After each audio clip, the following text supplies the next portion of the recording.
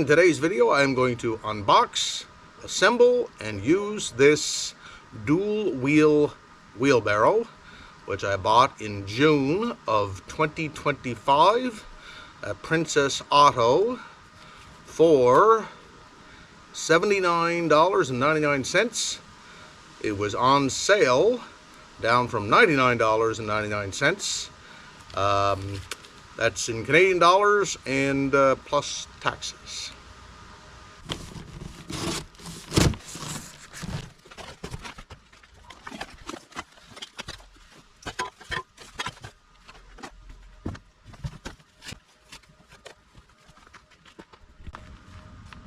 Here are the contents of the box laid out.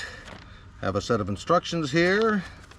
We have our two legs, left and right, and they are marked on them which is which. We have the axle, which I'm using to point at our pieces with. We got a handle, we got the hardware, leg brace, and what they call the tray, and the two wheels. The hardware included is 8 of these, what the instructions refer to as M8 by 50 millimeter bolts. So we have those, we have the nuts on them, and a washer on each one, a couple of cotter pins, a couple of washers, and a couple of spacers. So let's put this thing together. A large Phillips head screwdriver will fit on the head of our bolt, and as for the nut, it appears that a 1/2 inch wrench will work on that side. So we're just going to go through the assembly instructions step by step. First, we take a bolt. This is an upper bolt hole on the rear of the tray, then position the open end of the leg, left leg, which I have here. It is marked right there, and then we're going to attach it to the bed of the wheelbarrow. So we have our bolt coming from that side of the wheelbarrow tray. See, our left leg is in place. And then we got to be a little strategic. This is our handle, which we have to put over the same bolt. There's 2 holes in this handle, right there. And we're just going to put everything apart loose for the moment. Then we got our washer. And if I can slide that nut on here, it'll be our first step of assembly.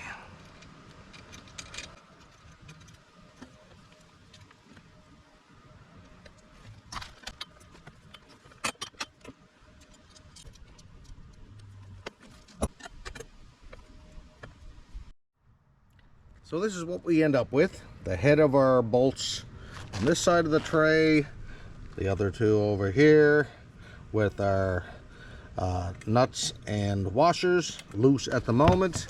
And now we have to do the same thing on the other side of the wheelbarrow.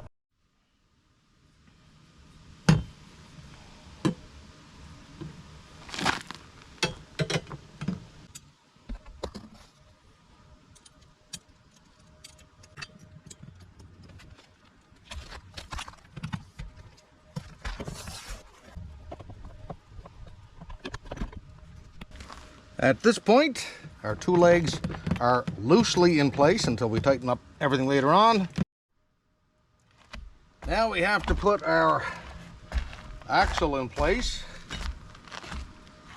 through the holders for the axle, and we have to put a spacer on each side. There's one spacer. And what did I do with the other one? Here it is.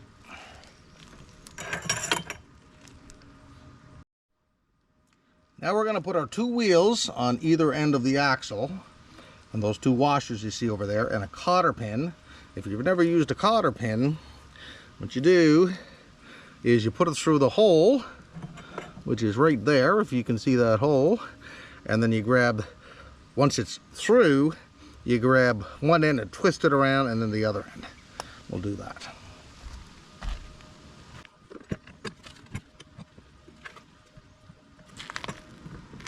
Make sure to put your valve stem facing outside of the wheelbarrow. See that valve stem there when we go to inflate that with air?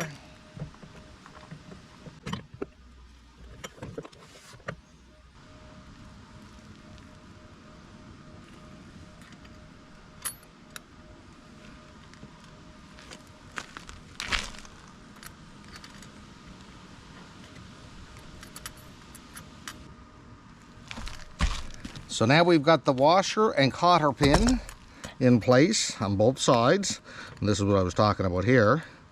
I want to keep that cotter pin pushed in and grab the long end of it.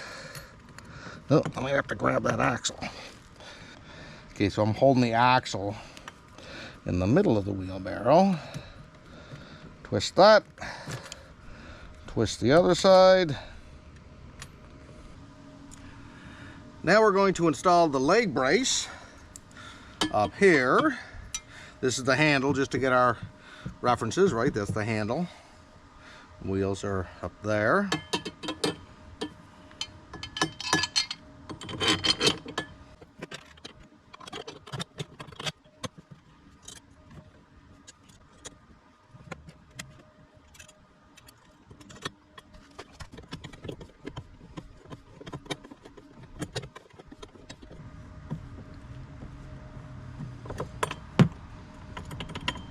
Now we're going to insert the legs at the front of the wheelbarrow to the bed. We're going to take our bolt on the other side, come through this hole, and then use our nut and washer there and there.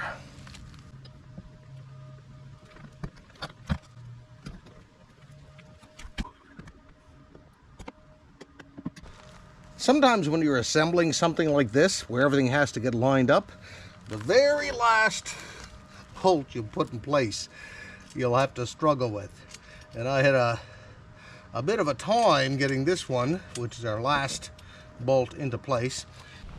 Once you have the wheelbarrow completely assembled, as we do now, we're going to go around and tighten up all our nuts and bolts. But you don't want to just like tighten one fully up. You kind of tighten this snug, right? We're going to snug them all up. And then, once they're all snug, we're going to go around and then tighten them fully. You'll see what I mean as I fast forward through the process here.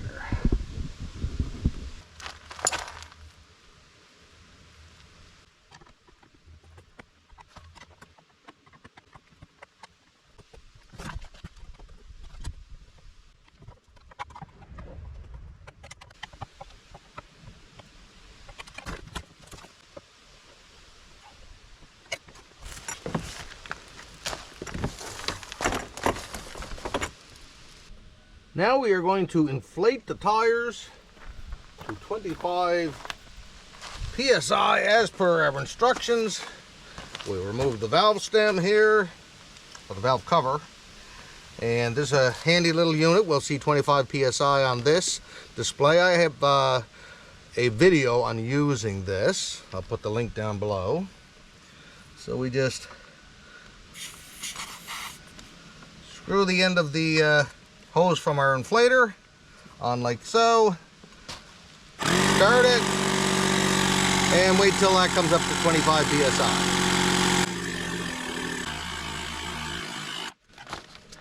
And we'll do the same thing on the other tire. I will not bother to show that. I think that we are done with this video. I hope that was helpful. Thanks for watching.